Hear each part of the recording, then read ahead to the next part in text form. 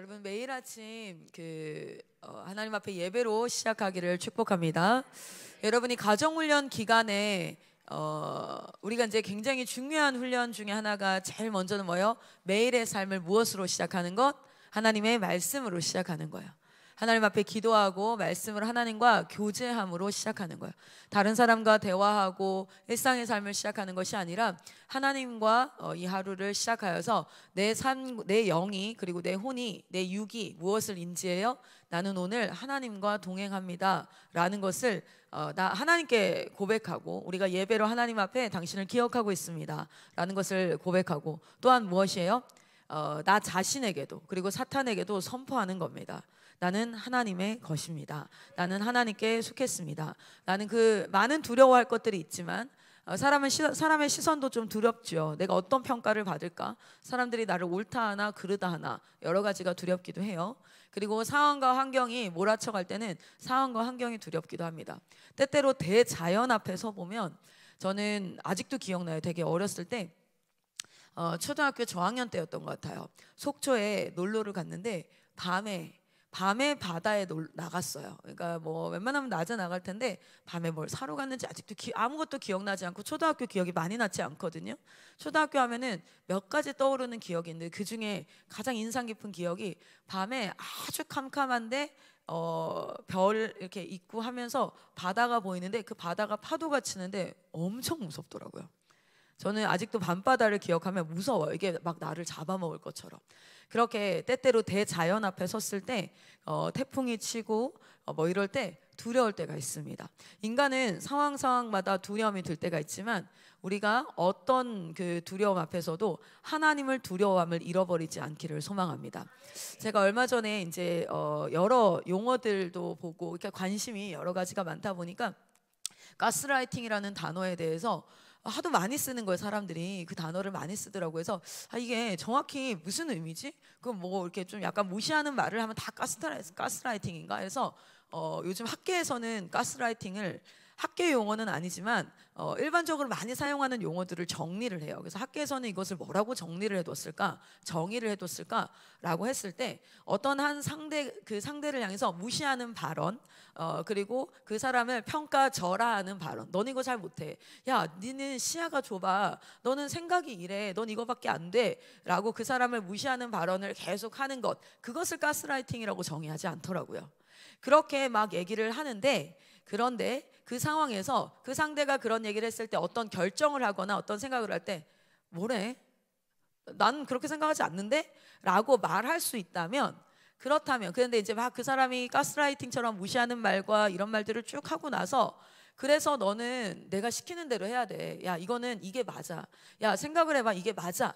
이거 이렇게 라고 얘기했을 때, 어떤 결정을 해야 되고 어떤 행동을 해야 됐을 때, 인간은 완전한 독립적인 존재로 하나님께서 창조하셨어요. 그 완전히 독립적인 존재가 각자의 주권을 가지고 있도록 창조하셨어요. 그런데 그 주권을 자기가 사용해서 누군가에게 협력하기로 결정하고, 내가 이 일을 행하기로 결정하고, 그래서 하나님도 우리를 그냥 다 순종하도록 그 프로세싱을 해놓은 게 아니라, 우리가 주권을 가지고 하나님께 순종하도록 그렇게 창조를 하셨잖아요. 그런데 가스라이팅이라는 걸 이렇게 정의하더라고요. 무시하고 그 사람을 너는 이걸 할 수 없어 라고 해서 여러 얘기를 해놓고 어떤 결정을 할 때, 이 사람이 결정을 해야 될 때, 뭐래, 나는 그렇게 생각하지 않아, 나는 그래도 이렇게 할래 라고 주권을 가지고 주체를 가지고 있을 때 그것을 가스라이팅이라고 하지 않는데요. 그런데 그렇게 얘기를 했을 때 도저히 이 사람의 말을 거역할 수 없게 되어진 심리적 상태가 되도록 만들어졌을 때, 그래서 이 사람이 뭔가를, 그래서 너는 이렇게 해야 돼 라고 했을 때, 나는 하기가 싫어, 그리고 나는 그게 아닌 것 같아 라고 했을 때에, 그럼에도 불구하고 내가 이 사람이 무섭고 두렵고, 그리고 내가 이 말을 어기면 안 될 것 같고, 근데 그렇게 했을 때 그걸 가스라이팅이라고 정의하는 거예요. 그래서 제가 교육을 하면서도 문득 이런 생각을 해봤어요. 우리가 교육을 할 때 학생들, 그리고 사실 실제로 시야가 좁은 것은 맞습니다. 그거는 객관적 사실이에요. 제가 항상 얘기하지만, 우리 어제도 복도에서 보니까 한 선생님에게 한 학생이 혼이 나고 있었어요. 그런데 그 친구가 100번 잘못을 했는데 자기의 잘못을 이해하지 못해요. 자기가 뭘 잘못했는지를 모르고 이렇게 약간 억울함을 이렇게 표현을 해요. 그런데 시야가 좁은 상태에서 점점 넓어지고 알아져가는 건 맞는데, 우리가 교사들이 가르칠 때에도 옳고 그름이 중심이 되어져서 교육을 해야지, 너가 이걸 잘 모르기 때문에 내 말이 맞다 라는 내가 중심이 되어서 이게 교육을 진행하다 보면 혹 우리는 그런 위험에 빠질 수 있겠구나라는 생각을 합니다. 여러분의 기준이 말씀되기를 소망합니다. 여러분의 기준이 하나님이 옳다 하는 것이 옳은 것이 되기를 소망합니다. 하나님이 그르다 하는 것이 그른 것이 되기를 소망합니다. 우리 오늘 말씀을 한번 보도록 할 텐데, 출애굽기 4장 10절에서 17절입니다. 근데 제가 왜 이 아침 예배 시작을 가스라이팅이라는 이 단어를 가지고 시작을 했냐면, 물론 유명한, 요즘에 너무 많이 사용되고 있어요. 그리고 악용되어지는 경우도 많습니다. 올바른 교육을 하시는 분들에게 가스라이팅이다 뭐다 뭐 여러 가지 그런 것들도 있어요.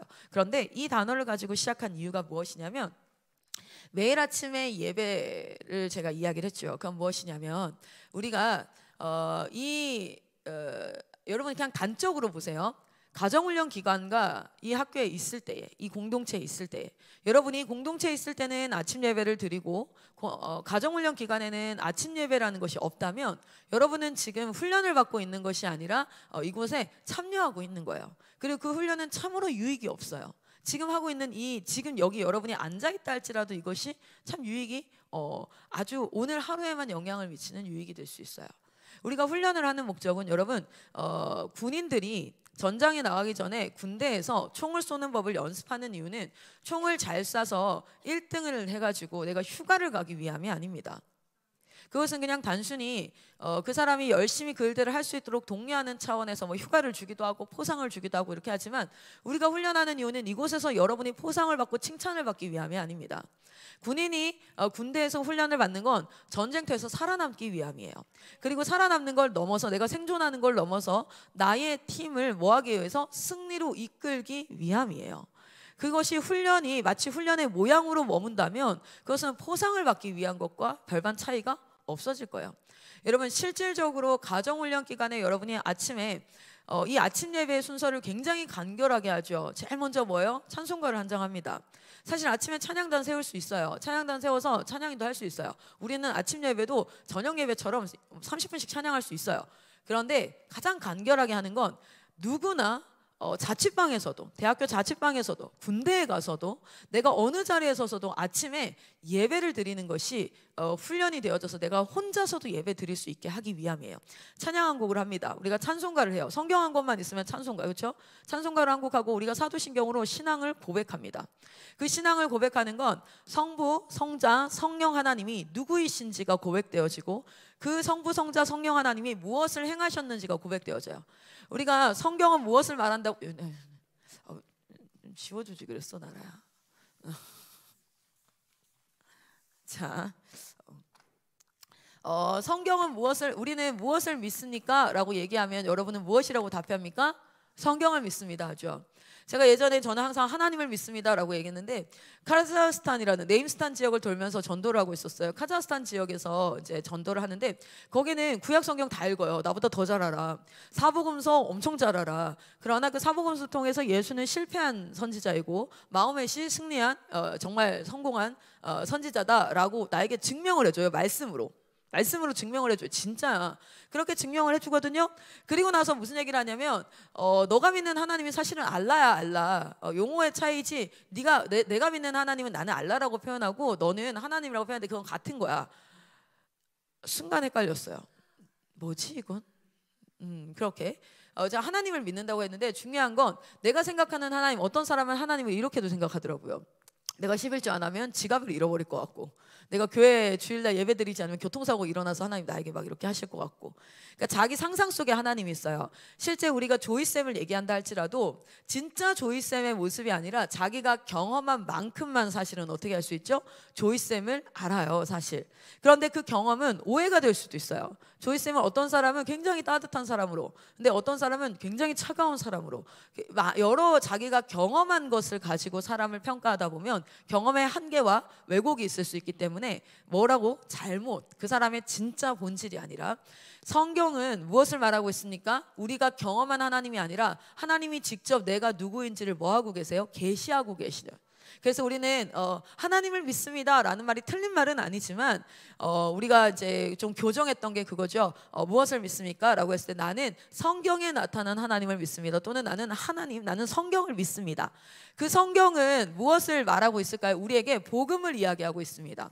그 복음은 두 가지로 좀 더 구체화시킨다면, 복음하면 뭐 십자가의 예수님의 죽으심 여러 가지를 얘기할 수 있겠지만, 복음은 첫 번째 무엇입니까? 하나님이 누구인가요?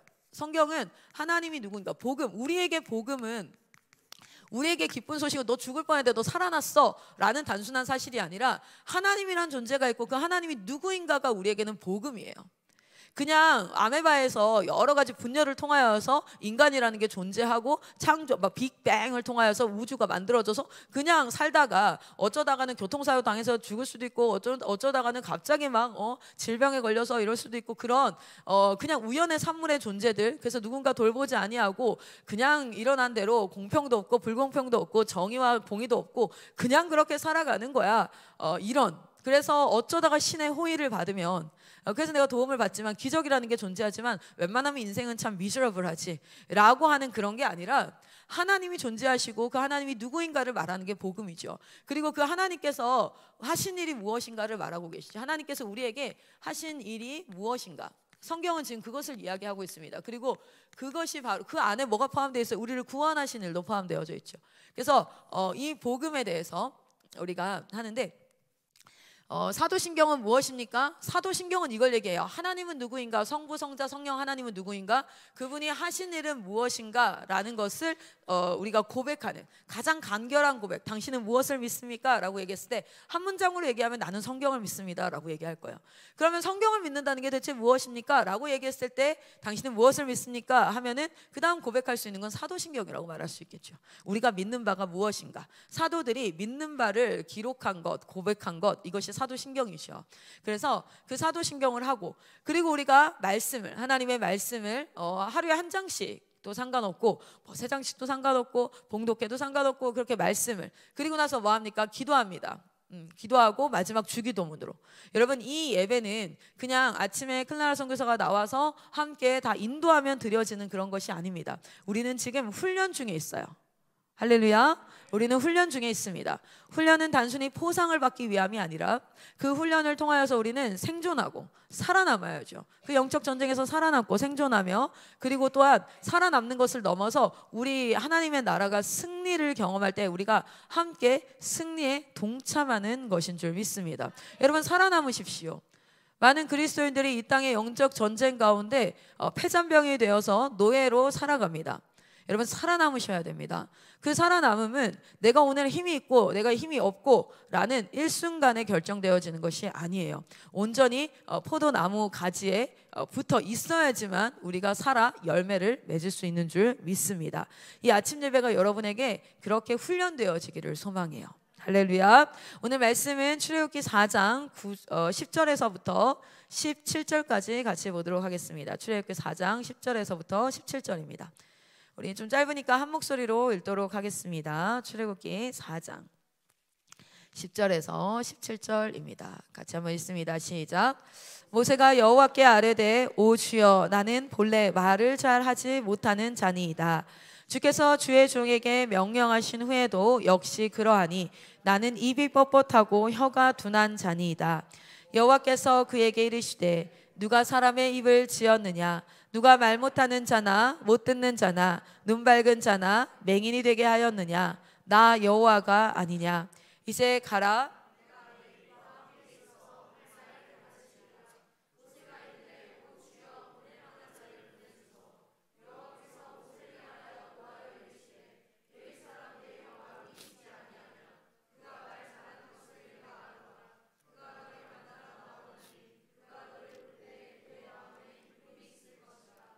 너는 그에게 말하고 그의 입에 할 말을 주라.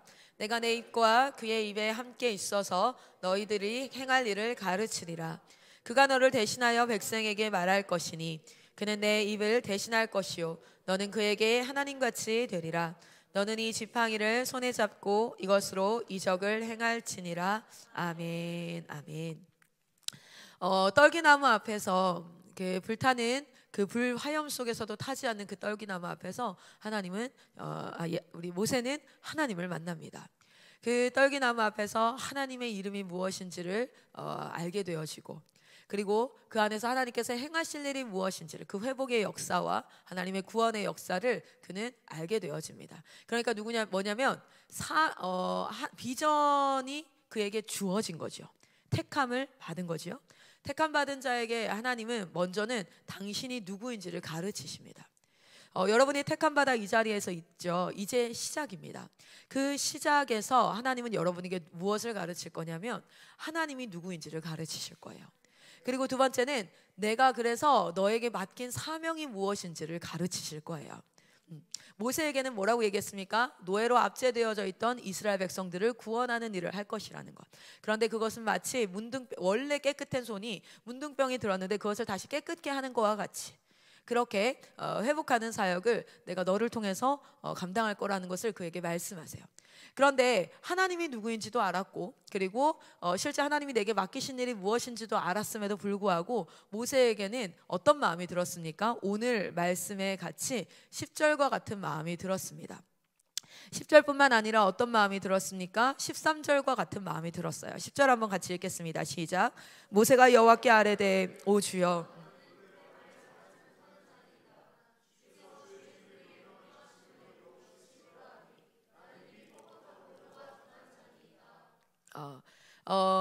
아멘. 13절 같이 한번 읽어보겠습니다. 시작. 모세가 이르되 오 주여, 보낼 만한 자를 보내소서. 이게 이제 모세가 하나님이 누구인지를 알았고, 그리고 그 사명을 알았음에도 불구하고 실질적으로 우리가 이제 영어 성경에 보면 자신의 past, 자신의 과거의 모습, 지금까지의 자기가 말했던 것들, 자기의 경험들, 이것들을 보아 나는 이 일을 감당하지 못할 만큼 이 일이 너무 거룩하고 아름다우나, 그러나 내가 이 일을 감당할 수 없을 거라는 무엇이 들었습니까? 자신의 생각이 들었어요. 그런데 이것은 누구에게나 들 수 있는 거야. 하나님이 누구인지도 알았어요. 그리고 그 하나님이 나에게 무슨 일을 하게 하시는지도 알겠어요. 그런데 그 일을 도저히 내가 감당할 수 없을 만한 그런 일이기에 하나님이 이것을 실제 우리 세례 요한이 태어났던 세례 요한의 아버지가 이렇게 얘기해요. 그 천사가 와서 얘기합니다. 자기 아내가 그 임신을 할 거다라고 얘기했을 때 How can it be? 이렇게 얘기해요. 이게 어떻게 일어날 수 있습니까? 그건 뭐냐면 이거 하나님이 하시겠다는 것도 알겠고, 그리고 하나님이 어떤 일을 하시겠다는 것도 알겠는데 그걸 나라는 그릇을 통해서 감당을 하시려면 이것이 과연 일어날 수 있을까요? 라고 자신의 실질적인 질문이 들고 고민이 드는 거예요. 그 상황에서 하나님께서 이에게 말씀하십니다. 너의 입을 지은 자가 누구냐? 막 이렇게 얘기하죠. 저는 이 말씀이 사실 위로가 되기도 하면서 한편 저에게는 해결책이 되지는 않았어요. 왜냐하면 실제로 제가 이 사역을 감당을 하면서 현실적으로 부딪히는 문제들이 있었어요. 무엇이었냐면 학교를 한다고 했는데 아이들을 상담하고 문제가 발생했을 때마다 상담을 해요. 그런데 내 말이 전혀 통하지 않고 변하지 않는 아이들을 직면했을 때 내가 정말 실력 없음을, 그런데 그럴 때만 있으면 좋겠지만 그게 아니라 오히려 또 누군가는 그 아이를 상담했을 때 그 아이가 변화가 일어나요. 그러면 기쁜 마음과 함께 동시에 제 안에는 이런 마음이 찾아요. 그래, 이거 봐, 나는 실력이 없어. 나는 이것을 하기가 어려워. 나는 이걸 잘 못해, 이런 생각도 들고, 저희가 학교 초창기에 원어민 선생님을 둘 수 있을 정도의 학교 재정이 되지 않았어요. 그런데 어디였죠? 캐나다에서 태어나서 캐나다에서 살다가 이 친구는 이제 부모님이 한국인이니까 이 친구의 부모님의 원함은 이거였어. 딱 하나, 뭐였냐면 나는 이 친구가 한국말을 했으면 좋겠다. 그리고 검정고시를 볼 수 있었으면 좋겠다. 당시에 저는 검정고시를 가르칠 수 있었어요. 그런데 영어로 가르쳐야 되는 거야. 그래서 면접을 하는데 아이들이 이렇게 뭐 태도가 좋았으면 그래도 좀 이렇게 해볼만 했겠지만 태도도 좋지 않아서 이 친구들을 터치를 해서 변화케 하고 뭐 이런 일들도 해야 되는데 우리에게는 사실은 굉장히 좋은 기회였죠. 왜냐하면 원어민 선생님 두는 것보다 기숙사에 남자애 여자애가 남매였는데 남자애 여자애가 같이 살아버리는 게 원어민 선생님 두는 것보다 훨씬 낫죠. 그런데 제가 입학을 거절했어요. 받을 수가 없었어요. 왜냐하면 제가 가르칠 수가 없어서요. 영어로 검정고시를 7과목을 못 가르치겠는 거예요. 만약에 한국말로 가르치라고 했으면 저는 그때 했을 거예요. 할 수 있었을 거예요. 근데 영어로 하라니까 못 하겠는 거예요. 그때 되게 좌절감이 찾아왔어요. 국제학교를 한다더니. 그리고 이런 좋은 기가 있는데 결국에는 내 실력의 한계 때문에 아이들을 받을 수 없을 때 뭐 그렇게 현실적인 상황들이 계속 다가오는 그런 상황 속에서, 그리고 그때 나이도 사실은 어렸죠. 지금도 나이가 많은 건 아니지만 지금은 그래도 30대 중반 넘어가니까 그래도 괜찮은데 그때는 20대 중반이었어요. 20대 중반에 후반에 저희 팀 선교사님들이 한 명을 제외하고는 다 저보다 나이가 많은 상태였어요. 그러니까 얼마나 압박 상황 가운데 제가 뭐 경험이 있어서 주장을 해서 이렇게 해야 돼요 뭐 이렇게 할 수 있는 것도 아니고, 그런 많은 상황 속에서 어려움들이 찾아왔을 때 하나님 앞에 이 말씀을 사실 묵상을 했죠. 근데 아무리 묵상해도 사실은 머리로는 이해가 되는데 은혜가 되지 않는 그런 것들이 있더라고요. 그런데 여러분, 제가 두 단어를 생각하게 됐습니다. 그때 어떤 두 단어였냐면 여러분 ability라고 아십니까? 그렇죠. ability 하면 무슨 뜻이에요? 능력이에요. 실제 능력이라는 건 사실은 able이라고 해서 뭡니까? 내가 할 수 있는 거, 지금 가능한 거, 그래서 내가 할 수 있는 능력이죠. 여기 제로 포인트에서 시작한다면 이건 뭐냐면 실제 내가 눈으로 확인해서 지금 할 수 있는 것을 ability라고 얘기합니다. 그렇죠? 그래서 만약에 지금 피아노를 칠 수 있어, 그죠? 피아노를 칠 수 있어. 그러면 이 사람은 어떤 능력이 있는 거예요? 뭐 할 수 있는 거예요? 피아노를 칠 수 있는 능력이 내게 있는 거죠. 그래서 우리는 이게 눈으로 확인하고 볼 수 있는 게 ability예요. 그런데 우리에게는 ability만 있는 게 아니라 하나님이 뭐라고 얘기합니까? Everything is possible이라고 얘기하죠. 우리에게는 또 뭐가 있냐면 possibility가 있어요. 자, possibility 하면 무슨 뜻일까요? 이거는 가능성이라는 뜻이죠. 이거는 실제 내가 가지고 있는 실력. 이건 뭐냐면 요까지는 과거입니다. 실력은 어떻게 쌓입니까? 미래에 쌓인 게 아니라 과거의 시간을 들여서 뭐 해온 거예요? 수고해서 내가 만들어낸 거, 그것이 뭐냐면 실력이에요. 자, 그런데 우리는 내 실력이 이만큼인데 저에게는 하나님은 항상 이 정도의 일을 나에게 맡기시는 것 같은 거예요. 나에게 이 정도의 일을 맡기시는 것 같아요. 모세가 지금 생각했을 때 하나님, 내가 말하는 능력과 내 ability는, 말할 수 있는 능력은 여기까지예요. 그런데 하나님이 지금 시킨 일은요 여기까지이기 때문에 이거 제가 할 수 없어요. 다른 사람 보내세요 라고 얘기한 거예요. 그런데 우리 하나님께서 무엇을 이야기하고 계시냐면 이렇게 얘기하고 계시는 거죠. 하나님은 뭘 얘기하고 있냐면 과거를 얘기하는 게 아니라 과거를 더하여서 미래를 보고 이야기하는 거예요. 뭐냐면 누가 너의 입을 만들었어? 누가 너의 귀를 만들었어? 누가 너를 만들었어? 내가 너 만들 때 무엇을 탑재했다는 거예요? 이거 할 수 있게 만들었어. 그런데 그게 지금 어빌러티로 실현이 되어서 눈에 보이는 형태로 있지 않을 뿐이야. 그런데 무엇을? 창조주가 누구인지를 기억하고, 그러니까 내가 누구인지를 너에게 알리고, 그리고 네가 해야 될 사명을 내가 너에게 알렸어. 그렇다면 믿으라고. 무엇을요? 하나님이 나를 창조하셨기 때문에 내가 이 일을 everything is possible 하구나. 내가 이 일을 할 수 있구나. 할렐루야. 하나님이 맡기신 일은 뭐냐면 여러분이 할 수 있는 일을 수행하라고 맡긴 게 아니에요. 하나님은 할 수 있는 일을 수행하는 거, 봐봐요. 할 수 있는 일을 수행하는 건 그냥 제로 포인트와 똑같아요. 원래 할 수 있었어. 그런데 여러분이 할 수 있게 되기까지 어떤 과정을 거쳤죠?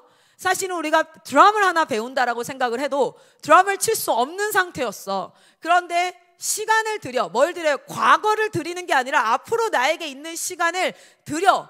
지금 드럼 못 쳐. 그래서 박자 4분의 4박자도 비트 맞추기가 힘들어.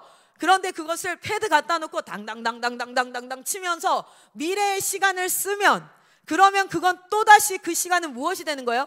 과거가 돼서 그게 무엇으로 쌓이는 거예요? 나에게 어빌러티로 쌓이는 거예요. 할렐루야. 여러분, 하나님이 모세에게 지금 너에게 모세가 평가할 수 있는, 모세의 눈은 어디까지밖에 없어요? 인간의 눈은 지금 1분 뒤에 어떤 일이 일어날지도 우리는 확인할 수가 없습니다. 물론 그런 일이 일어나지 않겠지만 1분 뒤에 이 건물이 무너져서 우리 다 같이 매몰사고로 내일 아침 뉴스에 나올 수도 있어요. 그렇죠? 우리는 1분 뒤에 어떤 일이 일어날지 몰라요.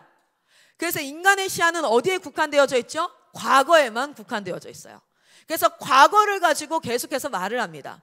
그러나 처음이자 끝이 되시고 모든 역사의 주관자 되시는 하나님은 계속해서 우리에게 무엇을 말씀하고 계시는 거예요?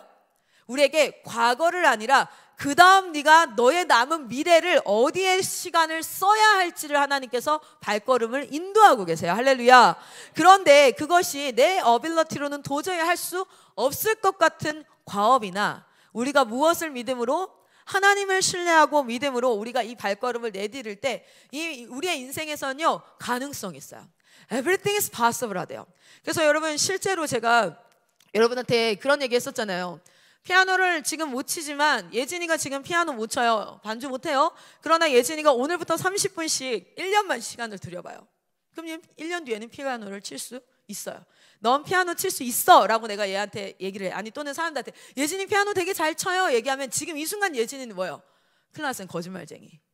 나 못 치는데? 근데 여러분 알아요? 이 말이 사실이 되게 할 수 있어요. 우린 믿음은 바라는 것들의 실상이 되어져요. 그런데 반대로 또 뭐예요? 불신앙은 하나님을 거짓말쟁이로 만들 수 있어요. 우리는 그 선상 안에 있는 거예요. 그래서 인간은 possibility를 가지고 있습니다. 여러분의 삶에 어떤 일이 일어날지 몰라요. 수많은 무한한 가능성을 가지고 있는데 이 possibility를 ability로 바꿔가는 인생이 있고 이 possibility를 부정적 시야, 그래서 자기중심적이고 과거에 얽매여서 나는 못할 거야 라는 부담감과 두려움과 그래서 실질적으로 위축되어지고 주눅들어진 상태로 이 possibility를 평생토록 가능성으로만 남겨놓은 사람이 있고 자신의 인생 가운데 아니 내 과거는 여기까지인데 내 미래는 어떻게 될지 모르지. 하나님이 내게 이 사명을 주셨다면 나는 이 일을 능히 할 수 있겠지. 물론 하루 뒤에 못할 수 있지, 1년 뒤에 못할 수 있지. 그러나 하나님은 당신이 약속하신 것을 반드시 이루시는 분이기 때문에 내 삶 가운데 이것은 possibility로 남아있지 않고 ability가 될 거야. 내가 눈으로 이것을 볼 수 있는 비주얼라이제이션 될 거야. 이건 눈으로 반드시 보여질 거야. 할렐루야. 여러분 모세에게 지금 그 말을 하고 계시는 거예요. 모세가 이렇게 얘기합니다. 모세는 과거 since you have spoken to your servant 뭐예요? 당신의 종 나에게 말하는 지금 이 순간까지도 나는 말을 못해요 라고 얘기해요. 무슨 뜻이에요? 과거 얘기를 하는 거예요. 과거 얘기. 모세는 과거 얘기를 하고 있어요. 그런데 하나님은 뭘 얘기하는 거예요? 너 지을 때 내가 할 수 있게 만들었다니까. 너 지을 때 이거 다 할 수 있게 만들었다니까. 네 입을 누가 지었니? 그래도 못한다고 얘기하니까 그러면 봐, 지금 네 눈에 말 잘하는 사람 내가 아론 너한테 붙여줄게 라고 협력자를 세워요. 그런데 이 말씀의 본질은 아론과 물론 협력하는 그 협력의 메시지보다는 무엇이에요? possible해. 내가 너 지을 때 너 이거 가능하게 만들었어. 너를 창조할 때 네가 거기 있었니? 내가 창조했지.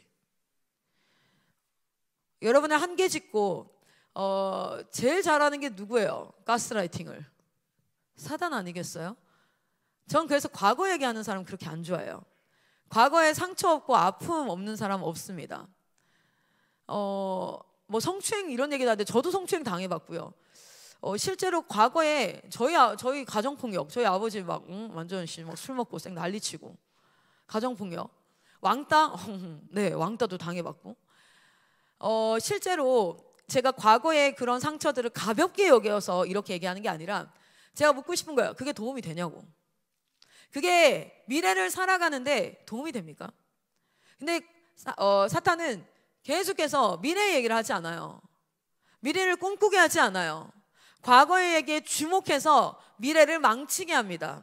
두렵게 하고 나를 얽매이게 하고 속박하게 하고 결국 나는 이거 하면 이렇게 될 거야. 뭘 근거 삼아? 과거를 근거 삼아. 내가 이 사람에게 이렇게 하면 이 사람은 또 이렇게 나한테 할 거야. 뭘 근거 삼아? 과거를 근거 삼아. 그런 생각들을 통하여서 우리를 뭐예요? 고정관념에 휩싸이게 해요. 그 고정관념은 잘할 수 있는 일들도 뭐하게 합니까? 못하게 만들어요. 여러 가지 생각으로. 그래서 진짜 진정한 가스라이팅은 누가 하고 있어요? 사탄이 우리의 셀프톡 안에서, 내 머릿속 생각 안에서 계속해서 하게 하죠. 그래서 물어봐요 한번. 이게 도움이 되나? 그냥 못한다 치자. 못한다 치는데 미래는 또 모르지. 왜냐하면 과거의 경험이 쌓여서 계속해서 나는 어제보다 나은 내가 되면 되니까.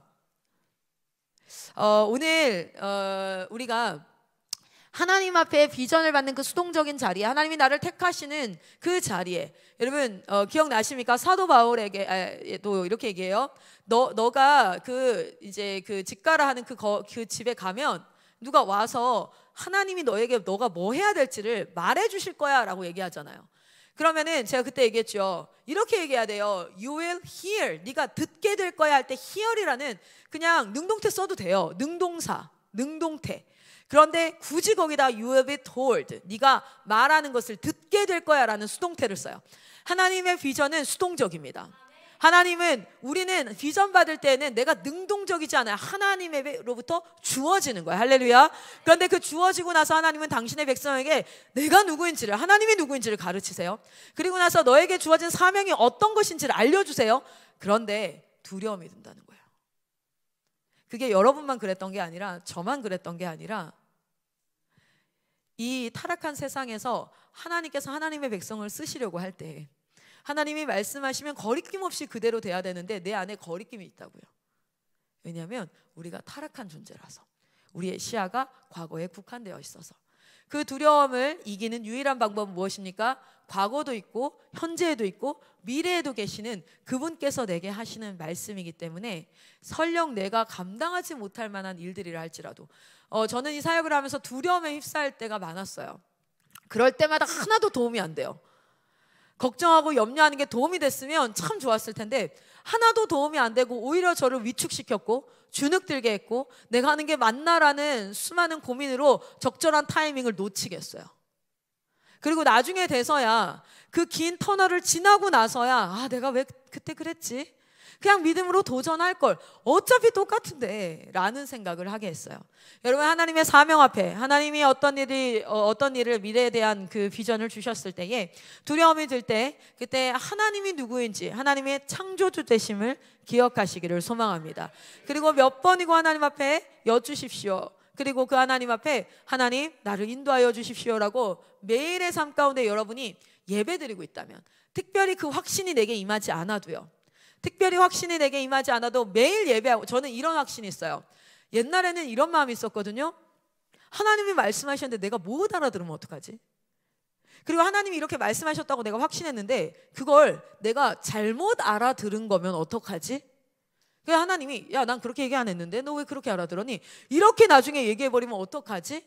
라는 그런 두려움이 있었어요. 그런데 제 안에 매일의 아침 예배를 드리고 매일 말씀 기도와 그 영역 하나님 앞에 기도의 자리에 서면서 어떤 확신을 하나님이 주시냐면, 내가 못 알아들을 수 있지 오늘, 내가 한 2, 3년 못 알아듣고 거기 있을 수 있지. 그러나 우리 하나님은 한 번 말했는데 못 알아쳐먹네. 아유 안타깝다. 야, 너 인생의 말년에 나중에 난 너 모른다 이러면 어떡할 거니? 하시는 분이 아니라 내가 알아들을 때까지 말씀하시는 분. 제가 성경에서 만난 하나님은 그런 분이었어요. 이스라엘 백성들이 알아쳐먹을 때까지 말씀하시더라고요. 나중에는 너무 열받아서 난 호세아에 있다가 웃었어 진짜. 호세아에 이렇게 나와. 너희는 내 백성이 아니야! 라고 말하는데 그 다음 절에 이렇게 얘기해요. 너희는 내 백성이 아니야 라고 말한 그곳에서 내가 너희를 부를 것이야. 너무 열받았나 봐. 야! 말 좀 들어 이 쌍놈 새끼들아, 이런 마음이었겠죠. 그냥 뭐 욕까지 하지 않으셨겠지만 라고 말하고, 아휴, 거기서 내가 너희를 다시 내 백성이라 할 거야.